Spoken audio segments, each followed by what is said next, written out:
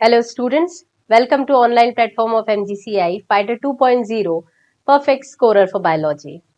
बच्चों last lecture में हम एंथर का सेक्शन देख चुके हैं and we have compared the young anther with the mature one.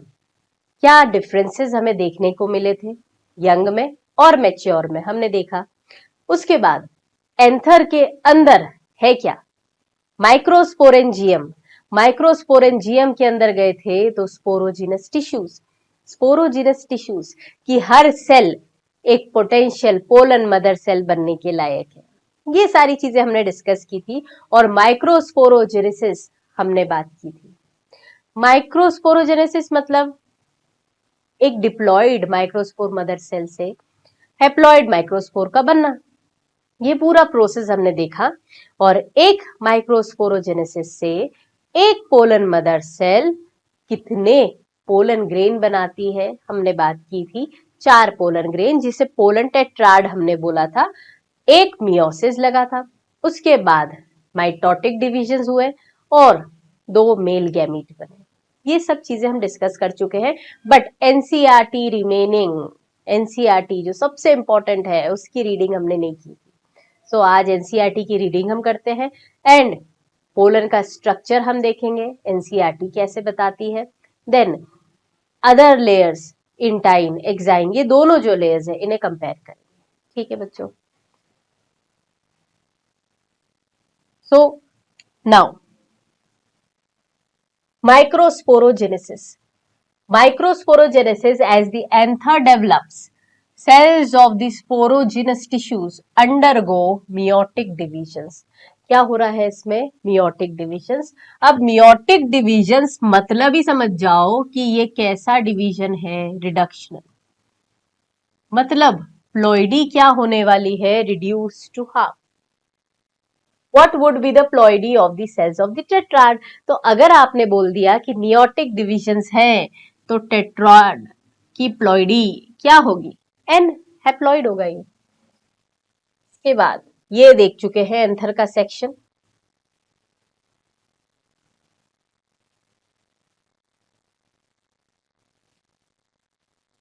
As each cell of the sporogenous tissue is capable of giving rise to microspore tetrad, अभी हमने बात की थी ना, हर एक सेल स्पोरोजिनस टिश्यू की पोटेंशियल पोलन बनने के लायक है, पोटेंशियल पोलन मदर सेल बनने के लायक है। So each one is a potential pollen or microspore mother cell.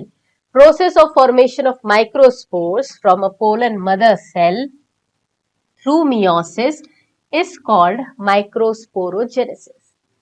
Microspores as thus formed are arranged in the cluster of 4 cells। याद करो हमने कुछ ऐसा बनाया था और जिसमें टेट्राड के फॉर्म में, अब ये टेट्राड है, कैसा टेट्राड है? आइसोबाइलेटरल। आइसोबाइलेटरल टेट्राड के फॉर्म में अरेंज्ड है। एज द एंथर्स मैच्योर, जैसे मैच्योर होगा एंथर फट जाएगा, डिहाइड्रेट होगा। Microspores dissociate from each other. याद करो एक एंजाइम मैंने बताया था आपको लास्ट क्लास में, callase. Callase is released by tapetum. Tapetum callase निकालती है और कैलेज क्या करता है? कैलोस को डाइजेस्ट करता है। कैलोस किसे चिपका के रखता है? पोलन्स को आपस में, पोलन टेट्राड में। Now inside each microsporangium several thousands of the microspores or the pollen grains are formed that are released with the dehiscence। dehiscence मतलब रप्चर होना। नेक्स्ट पोलन ग्रेन की बात करें तो पोलन ग्रेन का स्ट्रक्चर हमने पिछली क्लास में देखा था। Pollen grain represent male gametophyte, और मैंने आपको ये भी बताया था कि मेच्योर मेल गैमिटोफाइट किसे बोलते हैं? Mature male gametophyte is pollen grain with pollen tube. ठीक है, तो अगर हम पोलन ग्रेन की बात करें और जिसमें ट्यूब डेवलप हो चुका है तो यहां पर इसे बोला जाता है mature pollen grain, mature male gametophyte. Now एक एग्जाम्पल बताया है अबाउट हिबिस्कस और एनी अदर फ्लावर, हमें क्या मिलेगा? Yellow powdery substance. ये पाउडरी ग्रेन्स जो है ये है pollen grains. Now pollen grain को अगर आप मॉर्फोलॉजी देखें तो यहां पर देखो पोलन ग्रेन्स अलग अलग डिजाइन्स, अलग अलग शेप, स्ट्रक्चर्स के मिलते हैं डिपेंडिंग ऑन द टेक्सोनॉमी। दिया है यहाँ पर, amazed at the variety of architecture, इतने अलग अलग आर्किटेक्चर आपको मिलेंगे, शेप, साइज, कलर, डिजाइन सब कुछ डिफरेंट मिल सकता है। Now pollen grains are generally spherical. देखो पोलन ग्रेन का अगर शेप कंसिडर करें तो ये कैसा होता है, spherical, measuring about 25 to 50 micrometres in diameter. कितना, 25 से 50 माइक्रोमीटर डायमीटर में। It has a prominent to layered wall, to layered wall है, हार्ड आउटर लेयर है। हार्ड आउटर लेयर को आप क्या बोलोगे, एक्साइन, जो किससे बनी है, सबसे tough resistance substance, that is sporopollenin. Most resistant, question आ सकता है इनऑर्गेनिक है कि organic, so this is organic material. It can withstand high temperature, इतना रेजिस्टेंट है कि ये हाई टेम्परेचर में भी डिस्ट्रॉय नहीं होता। एंजाइमेटिक एक्टिविटी इस पे काम नहीं करती, पीएच का कोई असर नहीं होता। No enzyme degrades sporopollenin is so far known. Pollen grain exine has prominent apertures called germ pores. देखो मतलब germ pores कहां पर है, अगर क्वेश्चन आता है कहां पर है, एक्साइन पे, प्रोमिनेंट अपर्चर्स ऑन एक्साइन, जहां पर क्या एब्सेंट है, sporopollenin. So pollen grains are well developed or well preserved as fossils because of the presence of sporopollenin। और ये जो पोलन्स खराब नहीं हो रहे, बहुत लंबे समय तक ड्यूरेबिलिटी इनकी बरकरार है, वो किस कारण से है, sporopollenin. Exine exhibits fascinating array. देखो अगर इंटाइन और एक्साइन में कंपेयर करें तो अलग अलग स्ट्रक्चरल डिजाइन्स, शेप्स, ये सब किसके कारण से है, ये है एक्साइन के कारण से। Why do you think the exine should be hard? क्यों एक्साइन को हार्ड होना चाहिए, क्यों, ताकि एडवर्स कंडीशन में भी पोलन सरवाइव कर सके। सिग्निफिकेंस ऑफ जर्म पोर क्या है, अरे भाई अगर आपने बोला एक्साइन इतनी टफ है, इतनी रेजिस्टेंट है कि इसे कोई तोड़ नहीं सकता, तो जब इंटाइन चाहेगी कि मैं पोलन ट्यूब बनाऊं और आगे ग्रोथ दिखाऊं तो पॉसिबल ही नहीं है, जब एक्साइन को कोई तोड़ ही नहीं सकता। तब हमने सोचा, हमने क्या सोचा, नेचर ने सोचा कि पोलन ट्यूब कहां से निकलेगा, पोलन ट्यूब के एग्जिट के लिए एक तरीका बनाया, दैट इज जर्म पोर। तो अगर हम बात करें जर्म पोर का सिग्निफिकेंस क्या है, तो यहां पैसेज है, ये passage for pollen tube, pollen tube के लिए एक पैसेज है। The inner wall of the pollen grain is called intine. It is a thin and continuous layer, ये कैसी है, पतली लेयर है और कंटिन्यूअस लेयर है, made up of cellulose and pectin. किससे बना है, सेल्यूलोज एंड पेक्टिन से। जर्म पोर ऐसी जगह है जहां पर स्पोरोपोलेनिन एब्सेंट है, आई बात समझ में, और किस पे है, एक्साइन पे है, ये चीज याद रखनी है। Cytoplasm of the pollen grain is surrounded by plasma membrane, बिल्कुल सही बात है, मतलब पोलन ग्रेन को अगर आप देखोगे तो पोलन ग्रेन का साइटोप्लाज्म किससे सराउंडेड है, सराउंडेड बाय प्लाज्मा मेम्ब्रेन। अब इसमें हमने ये भी डिस्कस किया था 2 सेल्ड 3 सेल्ड कंडीशंस होती हैं, है ना। यहां देखो when the pollen grain is mature, maturity पे इट कंटेन्स 2 सेल्स, कौन सी, वेजिटेटिव एंड जनरेटिव। इसका मतलब आप इंतजार नहीं करेंगे कि 3 सेल्ड बने तभी पोलन को मेच्योर बोलेंगे, जब 2 सेल्ड कंडीशन आ जाती है तब भी पोलन मेच्योर कहलाता है। वेजिटेटिव सेल कैसी है, बिगर है, कंपेयर किया था लास्ट लेक्चर में हमने, हैज अबंडेंट फूड रिजर्व और लार्ज इरेगुलर न्यूक्लियस। पर अगर जनरेटिव की बात करेंगे तो जनरेटिव कैसा है, जनरेटिव सेल है छोटी सी और इतनी छोटी है कि ये फ्लोट करती है साइटोप्लाज्म में, किसके, वेजिटेटिव सेल के। It is spindle shaped, shape कैसा था, हमने बनाया था ना, देखो इस तरीके से, और ये से स्पिंडल शेप की सेल्स बनाई, तो ये फ्लोट करती है वेजिटेटिव सेल के साइटोप्लाज्म में। नाउ अब डेंस साइटोप्लाज्म है और न्यूक्लियस भी प्रोमिनेंट दिखता है किसमें, जनरेटिव सेल में।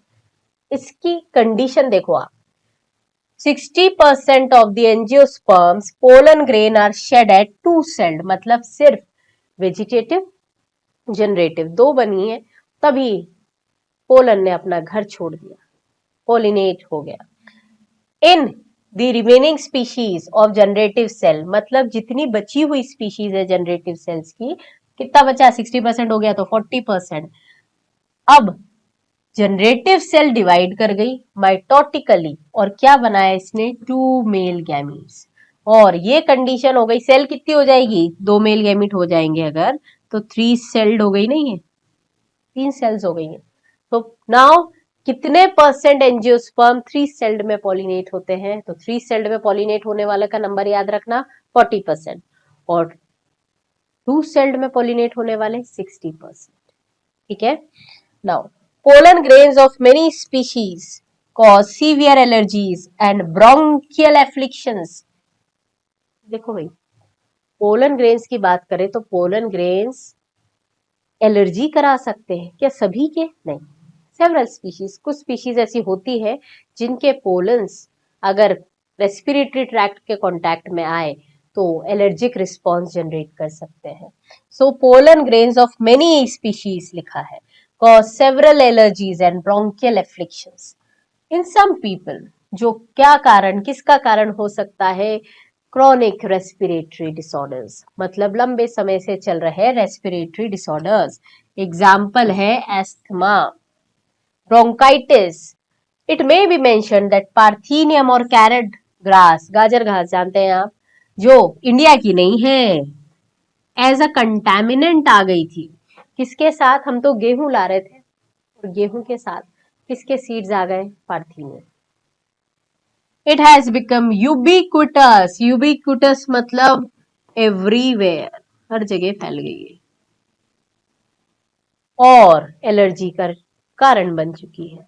तो ये एक एग्जाम्पल दिया है पार्थीनियम, ऐसे और भी हम एग्जाम्पल्स लेते हैं वीड्स के, जहां पर बायोडाइवर्सिटी में, लेंटाना हो गया, वाटर हाइसिंथ हो गई, ये बहुत अलग अलग वीड्स है, पर ये एक ऐसा वीड है जिसके पोलन्स एलर्जी करा रहे हैं।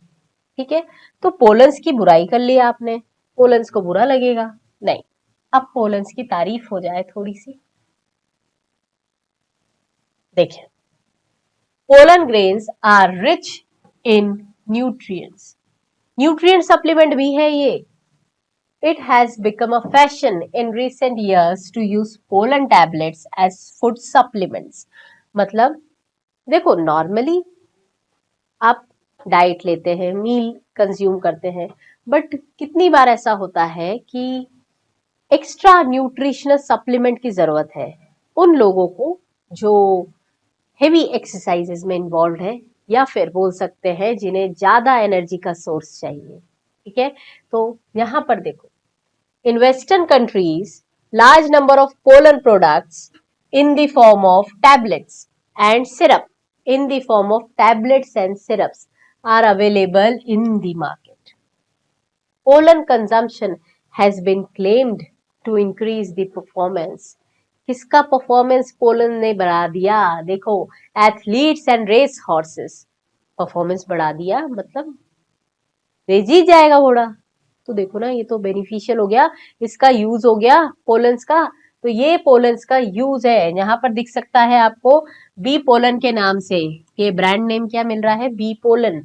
यहाँ पर लिखा है it is naturally collected from bee से कलेक्ट किया आपने pollens, collected pollen in tiny golden pots.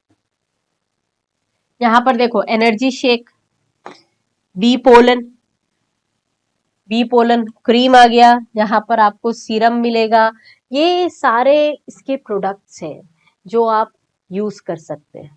ठीक है, सो पोलन की बात करें तो पोलन एक बार अगर घर छोड़ देता है तो कब तक जिंदा रह सकता है, कब तक उसकी वायबिलिटी है, ये याद रखना शब्द। When once they are shed, pollen grains have to land on the stigma। देखो पोलन्स को लैंड करना ही है stigma, before they loss the viability. अब how do you think the pollens retain viability? कौन से फैक्टर्स पे निर्भर करता है? देखो, पोलन की वाइबिलिटी निर्भर करेगी दो फैक्टर्स पे, एक तो ऑप्टिमम टेम्परेचर पे और एक मॉइस्चर कंडीशन पे। Period for which pollen gain the viability, कब तक आपका पोलन जिंदा है। Duration up to which the pollen remain viable is highly variable, अलग अलग पे डिपेंड करता है ना, डिपेंड करेगा ये तो स्पीशीज पे। Depending upon the temperature condition, humidity in some cereals, देखो याद रखना सीरियल्स में pollen viability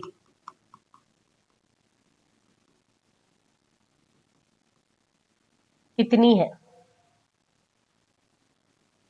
30 minute after release विचार है, 30 मिनट तक ही जिंदा है, उसके बाद दे लॉस्ट देयर वाइबिलिटी। पर अगर हम बात करें रोजेसी, लेग्यूमिनोसी एंड सोलेनेसी, तो इनकी वाइबिलिटी महीनों तक रहती है। देखो, अगर कोई चीज सरल है तो आपको महीनों तक याद रहेगी। सरल है, सरल है, that means Solanaceae, Rosaceae, Leguminosae. तो अगर कोई चीज सरल है तो आपको महीनों तक याद रहती है। ठीक है, अब पोलन की viability species to species vary कर रही है, बट अगर हम चाहते हैं तो पोलन को हम लंबे समय तक प्रिजर्व रख सकते हैं। कैसे? स्टोरिंग द सीमेन, आपने सुना होगा, sperms of many animals including humans for artificial insemination is possible with the क्रायोटेक्नोलॉजी। कौन सी टेक्निक है? क्रायो। क्रायो मतलब होता है ठंडे टेम्परेचर पे। कितना टेम्परेचर? -196 degree Celsius. तो ठीक ऐसे ही हम पोलन को भी कंजर्व कर सकते हैं। Such stored pollen can also be used as pollen banks similar to seed bank. बेटा कंफ्यूज मत होना, सीड बैंक और पोलन बैंक एक नहीं है। Pollen bank is similar to seed bank, जो कहाँ यूज करते हैं? Crop breeding programmes. Crop breeding programmes जानते हैं, अलग अलग नई नई वेराइटीज को डेवलप करने के। सो जहां तक हम मेल पार्ट को डिस्कस कर चुके हैं, पोलन देख लिया हमने, पोलन की वॉल लेयर्स देख ली। देखो, पोलन की वॉल लेयर्स को थोड़ा सा समराइज कर लें क्या हम? पोलन की वॉल लेयर्स में हमने एक्साइन देखा बेटो, इंडाइन देखा। अब एक्साइन कैसी है? आउटर मोस्ट है। ये कैसी है? ये अंदर है। ये कैसी है? इसमें वेरियस आर्किटेक्चर है। ये कैसी है? स्मूथ। एक्साइन की बात करें तो एक्साइन कहां से निकल रही है? क्या कौन रिलीज करवा रहा है? तो एक्साइन का सिक्रीशन होता कैसे है? एक्साइन बनाती है टेपेटम। फिर बात करें कि इंटाइन कौन बना रहा है, तो इंटाइन बनाती है वेजिटेटिव सेल्स। ठीक है, तो इंटाइन किसने बनाया? वेजिटेटिव सेल्स ने। नाउ इसका काम क्या है? प्रोटेक्टिव लेयर है ये। और इंटाइन का काम क्या है? इंटाइन का काम है टू फॉर्म पोलन ट्यूब। ठीक है, तो ये जनरल एक कंपैरिजन हमने देखा था between intine and exine. Now we are going to start the female reproductive system. Female reproductive parts.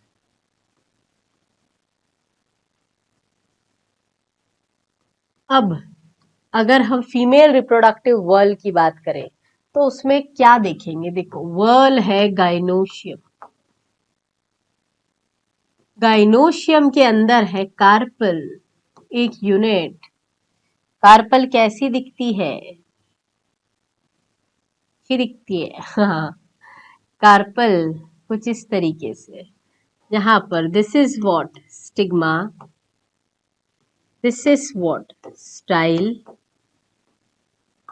This is ovary. अब ये जो स्टिग्मा है, स्टिग्मा का काम क्या है यार? क्या करता है ये? स्टिग्मा एक लैंडिंग प्लेटफॉर्म है। स्टिग्मा क्या है? Landing platform. किसके लिए? For pollens. ऐसे स्टाइल क्या है? स्टाइल क्या है? स्टाइल एक ऐसा पाथवे है जिसके थ्रू कौन एंटर करेगा? पैसेज है फॉर पोलन ट्यूब। फिर ओवरी, ओवरी बोलेगी अरे मैं तो सबसे इंपॉर्टेंट हूं, मेरे अंदर तो है ओव्यूल्स। यहां पर क्या है? It contain ovules. तो ये जो कार्पल है, क्या ये कार्पल सभी फ्लावर्स में इक्वल नंबर की होती है? नहीं, कुछ फ्लावर्स होते हैं जो मोनोकार्पिलरी है, सिंगल कार्पल है। कुछ होते हैं जो मल्टी कार्पिलरी है। अब मोनोकार्पिलरी में क्या फ्यूज होगी और क्या फ्री होगी? पर अगर मल्टी कार्पिलरी है तो इसमें दो कंडीशन बनेगी, या तो फ्यूज हो जाएंगे, फ्यूज के लिए हम क्या शब्द बोलते हैं? सिन। तो मल्टी कार्पिलरी में दो होगा, एक होगा सिन कार्पस और एक होगा एपो। एपो मतलब क्या होता है? Free. Syncarpous and apocarpous. Clear है? तो यहां पर देख ले एनसीईआरटी क्या बोलती है।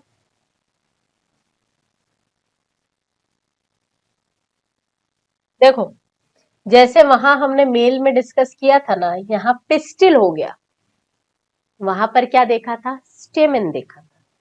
यहाँ मेगास्पोरेंजियम ओव्यूल है, वहां माइक्रोस्पोरेंजियम था। यहाँ पर एम्ब्रियो सैक है और वहां पर पोलन ग्रेन था। याद आ रहा है? तो इसका मतलब ये सारे स्ट्रक्चर्स आप कंपेयर कर सकते हैं मेल और फीमेल के। ठीक है, देखो, gynoecium represent the female reproductive part of the flower. The gynoecium may consist of a single pistil होगा मोनोकार्पिलरी, या एक से ज्यादा होगा मल्टी कार्पिलरी। अब अगर एक से ज्यादा है तो या तो फ्यूज्ड होंगे या फिर फ्री हो सकता है। Each pistil has 3 parts. कौन से 3 पार्ट्स? Stigma, style, ovary. अभी देखा, stigma serves as the landing platform, हमने बात की ना अभी, जहां पर पोलन लैंड करता है।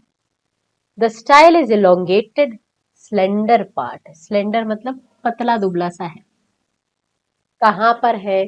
स्टिग्मा के बीनीथ है। बीनीथ मतलब नीचे। Basal bulged part of the pistil is ovary. Basal bulged part of the ovary of the pistil is ovary. Inside the ovary ovarian cavity है, लोक्यूल्स है। अब यहाँ पर आपको कुछ नरिशमेंट के लिए टिश्यू मिलेगा। अरे ह्यूमंस में भी फीटस को, एम्ब्रियो को नरिशमेंट के लिए क्या मिलता है? क्या स्ट्रक्चर डिजाइंड है? प्लासेंटा। यहाँ पर placenta is located inside the ovarian cavity, और हम जानते हैं प्लासेंटा अलग अलग अरेंज हो सकती है। देखिए यहाँ दिख रहा है आपको। पहली कंडीशन ये बताया है आपको हिबिस्कस के बारे में। ठीक है, देखो, एनसीईआरटी बताती है कि ये dissected flower of hibiscus showing pistil, ये सारे आपको पार्ट्स बता दिए। Now multicarpellary condition, syncarpous pistil of papaver. ठीक है, अब पेपेवर का सिन कार्पस कंडीशन मिल रहा है आपको। मल्टी कार्पिलरी कंडीशन में एपोकार्पस कंडीशन भी हो सकती है, फ्री हो सकता है। किसमें? माइकेलिया में। तो सबसे बढ़िया होता है बेटा कि सबसे सही तरीका पढ़ने का एनसीईआरटी के डायग्राम्स को यहां पर चाहे वो कहीं भी लिखा हो, आप उस डायग्राम के नीचे लिखें ताकि याद रहे एग्जाम में। इस बार नीट में देखा है आपने, diagram as it is scanned आए हैं। Now B, B is what, fused है ना, दिख रहा है ये फ्यूज्ड है, सारे फ्यूज्ड है तो सिन कार्पस है किसका, पेपेवर। इधर ये फ्री है, एपोकार्पस है, एपोकार्पस किसका है, माइकेलिया, माइचेलिया, माइकेलिया जो भी बोलना है, ठीक है। तो यहाँ पर एक चीज समझ में आ गई हमको कि सिन कार्पस मतलब क्या था, फ्यूज्ड कार्पल है। अरे याद है वो जी लिखते हैं हम मॉर्फोलॉजी में, जी के नीचे टू अगर लिखा है और ब्रैकेट है तो मतलब फ्यूज्ड कार्पल्स है। इसके एग्जाम्पल में याद रखना, एचपी कंपनी, एचपी, एचपी क्या है, एच क्या है, हिबिस्कस, और पी है पेपेवर, ठीक है। एपोकार्पस, एपो मतलब फ्री, राम याद रखे, श्री राम, राम में आर स्टैंड्स फॉर रननक्यूलस, आर क्या है, रननक्यूलस। नेक्स्ट ए मतलब एपोकार्पस, याद रखोगे ना किसका एग्जाम्पल है, और एम है माइकेलिया, ठीक है। तो रननक्यूलस, एपोकार्पस एंड माइकेलिया, ये तीनों एग्जाम्पल्स, ये एग्जाम्पल्स, हिबिस्कस मतलब China rose, papaver, papaver, hibiscus and papaver दोनों किस में आ रहे हैं, एचपी, एचपी, एचपी किस में आ रहा है, सिनकार्पस में, और रेननक्यूलस और माइकेलिया दोनों किस में आ रहे हैं, एपोकार्पस, ठीक है। तो यहां पर बेटा ये जो आपने इस फीमेल पार्ट में देखा, तो ओवरी के अंदर अगर जाते हैं तो ओवरी के अंदर क्या था, ओवेरियन लोक्यूल्स मतलब चेम्बर है, इसके अंदर आपको मिलता है ओव्यूल, ठीक है। ये ओव्यूल कनेक्टेड है टू ओवरी बाय प्लासेंटा, इससे कनेक्टेड है प्लासेंटा से, ठीक है। अब ओव्यूल की बात करें तो ओव्यूल, ओव्यूल को और किस नाम से जानते हो आप, ovule is also known as megasporangium, एक ऐसा स्ट्रक्चर है जिसमें मेगास्पोर डेवलप होंगे, तो मेगास्पोरेंजियम। अब मेगास्पोर बनेंगे कैसे, इसमें कुछ होता होगा, सेल्स होती होंगी, टिश्यूज होती होंगी, तो यहां पर देख लें कि ओव्यूल के अंदर है क्या। तो कॉमनली एक ओव्यूल समझना, ऑर्थोट्रोपस है ना, ऑर्थोट्रोपस में देखो बेटा, सबसे पहले,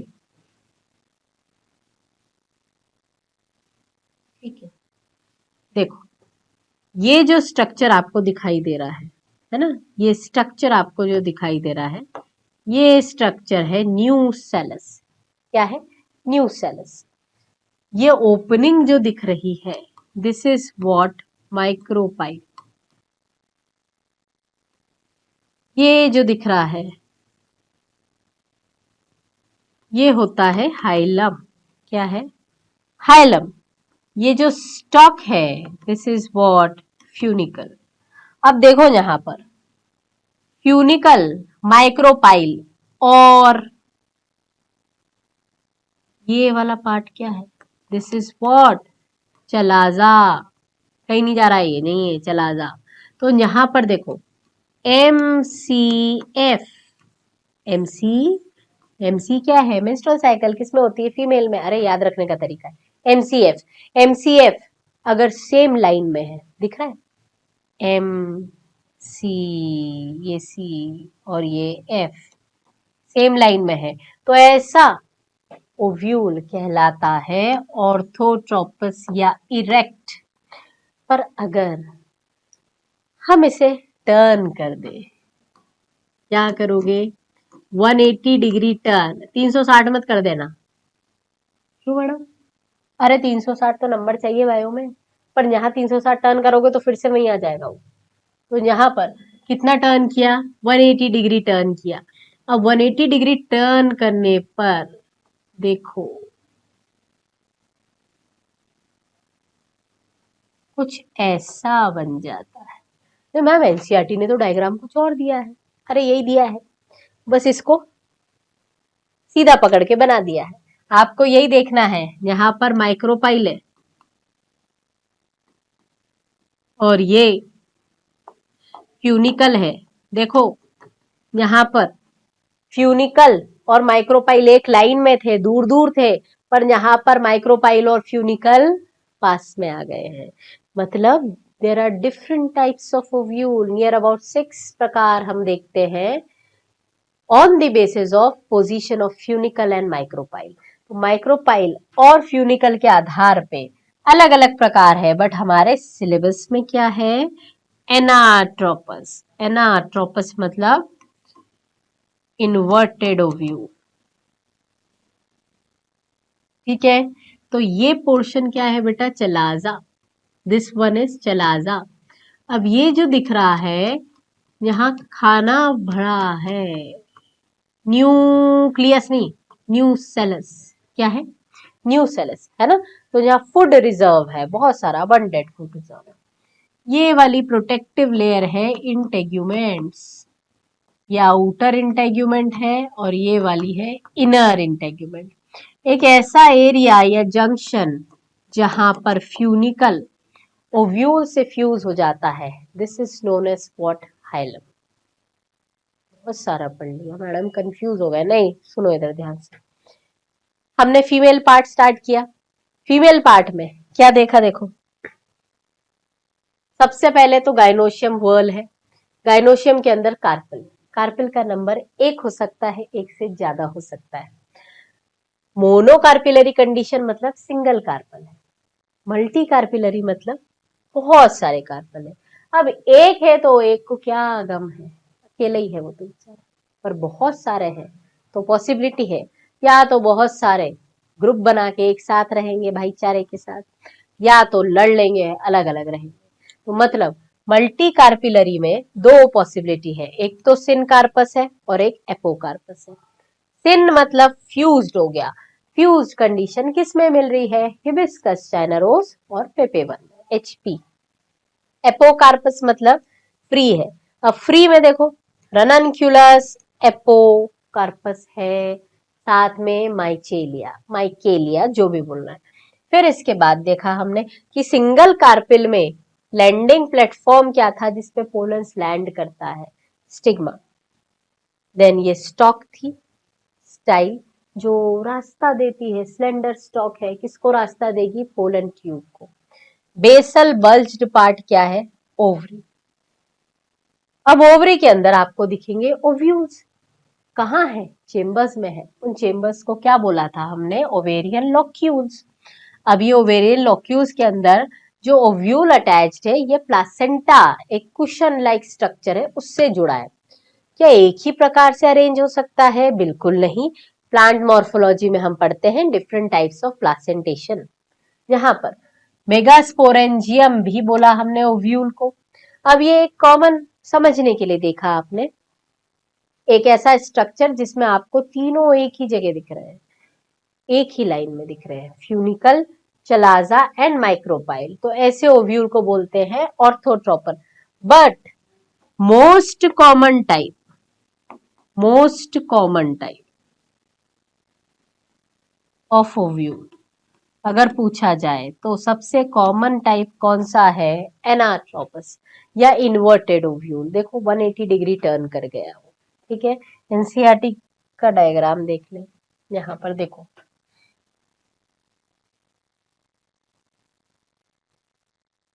देखो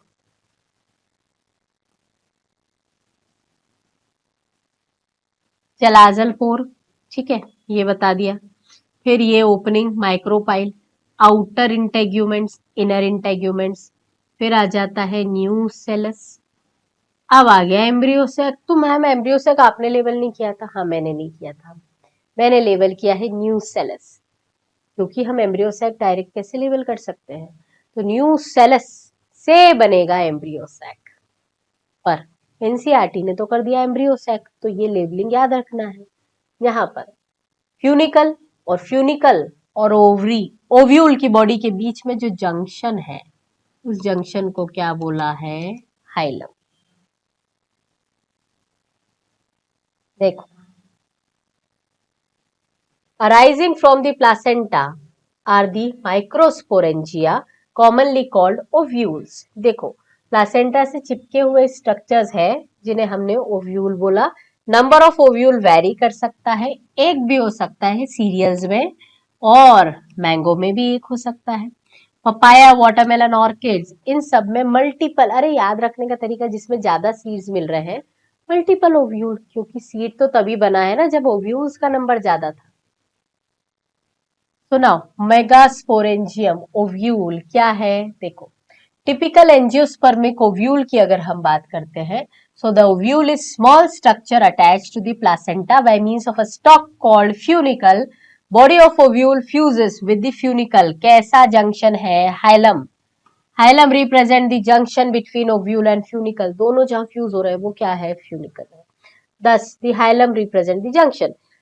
Each ovule has one और two protective envelopes. कवरिंग है प्रोटेक्टिव, क्या नाम है? इंटेग्यूमेंट्स। इंटेग्यूमेंट्स क्या करते हैं? एनसर्कल। अरे देखो ना, यहाँ पर इंटेग्यूमेंट क्या कर रहा है? एनसर्कल कर रहा है। तो इंटेग्यूमेंट्स ने क्या किया? एनसर्कल कर दिया ना। इंटेग्यूमेंट्स हर तरफ तो इंसर्कल नहीं कर सकते ना, एक छोटा सा एरिया तो छोड़ना पड़ेगा, और उस ओपनिंग को बोलते हैं माइक्रोपाइल। माइक्रोपाइल की जरूरत क्यों पड़ी? अरे पोलन ट्यूब एंटर करेगा ना, जैसे पोलन ट्यूब के निकलने के लिए एक पोर था, जर्म पोर, वैसे एंट्री के लिए भी पोर होगा। तो यहाँ पर micropyle is the small pore. अब opposite to the micropylar end there lies chalaza representing the basal part. याद रखना, चलाजा कौन सा पार्ट है बेटा? बेसल पार्ट, क्योंकि ओव्यूल कैसा है हमारा? Inverted ovule. तो सिर कहाँ आ गया? बेस पे। Enclosed within the integument is a mass of cells called nucellus. Cells of nucellus have abundant food reserve. बहुत सारा खाना पीना है इसके अंदर, और यही है न्यूसेलस जो आगे चल के क्या बनाएगा? फीमेल गैमेटोफाइट और एम्ब्रियो सैक। या फिर हम बोल सकते हैं कि इसी के अंदर न्यूसेलस में ही एम्ब्रियो सैक लोकेटेड है। Ovule is generally has a single embryo sac developing from the megaspore. ठीक है, तो एक ओव्यूल की बात करें तो an ovule generally has a single embryo sac. आगे चल के हम कुछ क्वेश्चंस देखेंगे एनसीईआरटी में, एंड सेक्शन में दिए हैं कि एक टिपिकल ओवरी में कितने ओव्यूल्स, एक टिपिकल ओव्यूल में कितना एम्ब्रियो सैक, एक एम्ब्रियो सैक में कितना फीमेल गैमीट। तो ये सारे क्वेश्चंस भी हम डिस्कस करेंगे। So this completes our female reproductive part. But बहुत इंपॉर्टेंट लेक्चर है अब आने वाला, नेक्स्ट लेक्चर, जिसमें हम मेगास्पोरोजेनेसिस डिस्कस करेंगे। Thank you so much.